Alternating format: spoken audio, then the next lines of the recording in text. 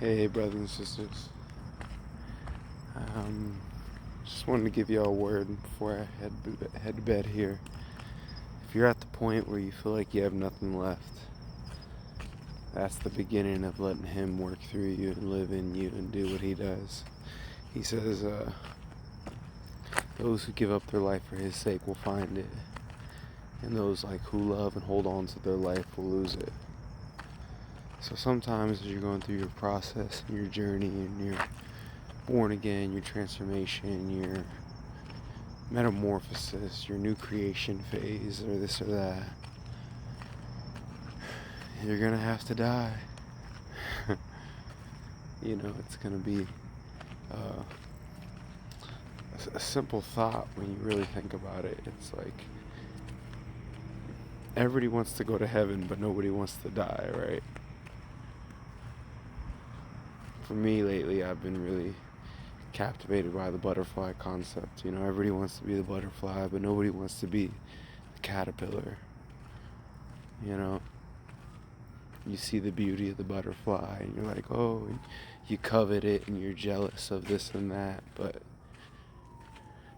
you turn a blind eye at the life of it crawling and getting attacked by birds and just being weak and vulnerable, right? You turn a blind eye to that.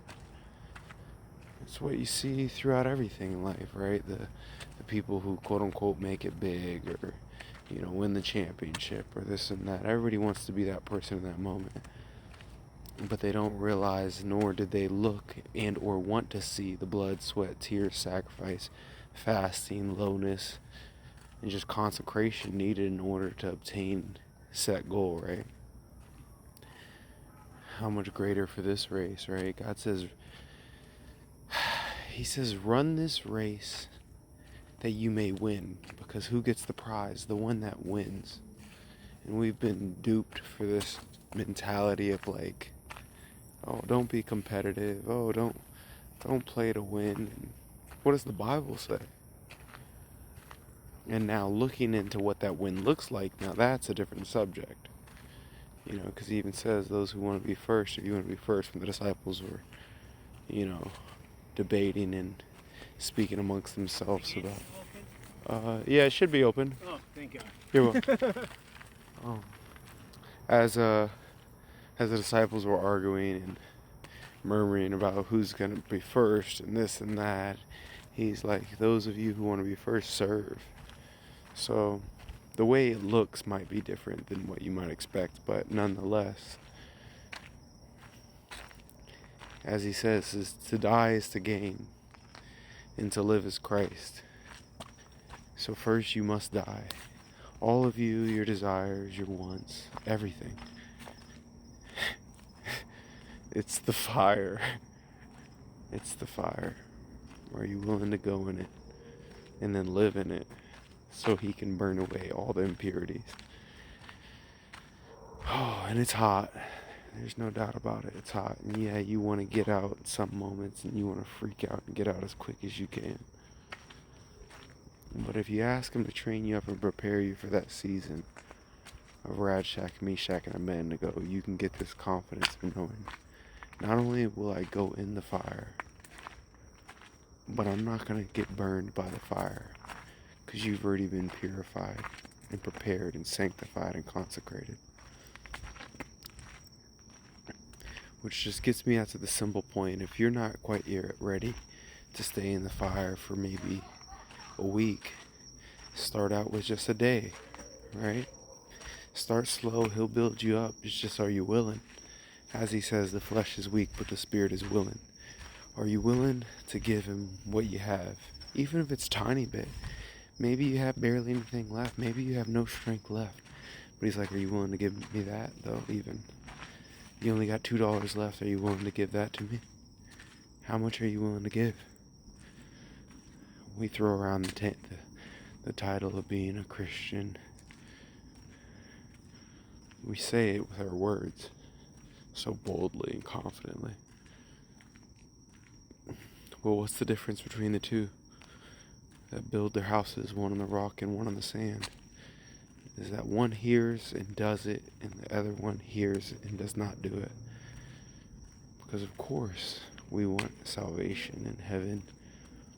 But when it comes to us running our race and bearing our cross, sometimes it's quite convenient to close your eyes to that part of the journey, right? Just like the caterpillar. Remember, you don't hear people going around being like, I want to be the caterpillar. But yet when it's game day, championship day, everybody wants to be that person. It's the same thing. Everybody wants to be that quote-unquote Christian of when it's good job, well done, good and faithful servant. Everybody wants that, of course, why would you not? But yet when it comes to these verses on the contrast, anybody who does not take up their cross and follow me is not fit for the kingdom. The world first hated me so that it will hate you, and realizing that persecution and hatred is a part of the cost. And maybe you're getting comfortable and complacent with the world to where all of a sudden you're buddy-buddy with the world. You should ask questions. Why am I so buddy-buddy with the world? Because God says that He tells us to love righteousness and abhor evil.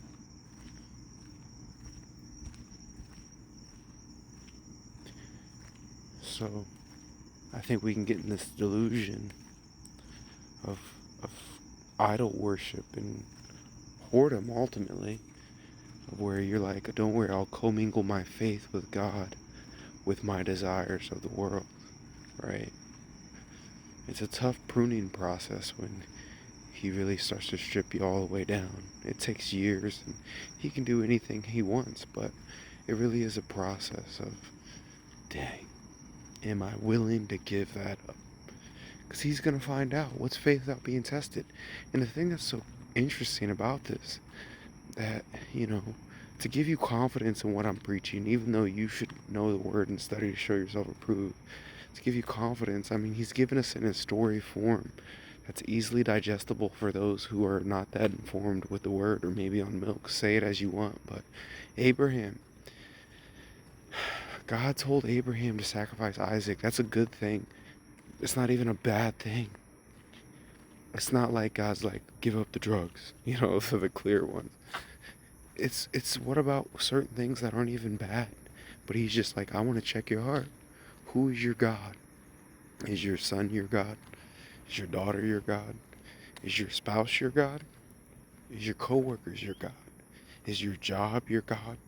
Are your possessions your God? Is your money your God? Is your status and reputation your God? Is food your God? Is drugs your God? Is drinking your God? Is watching TV and shows your God?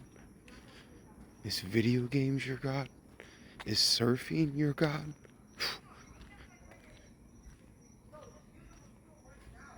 He's a jealous God, rightfully so, just like any man. And that's what's so cool. People hear these and they always want to twist and turn the word. And I will tell you now the hypocrisy of it. As a human, as a man, no man, and when I say man, I mean a man, not no coward, not no wimp, not no boy, not no wicked evil man, a righteous man, an honorable man. No man is going around wanting his wife to be whored out or given away.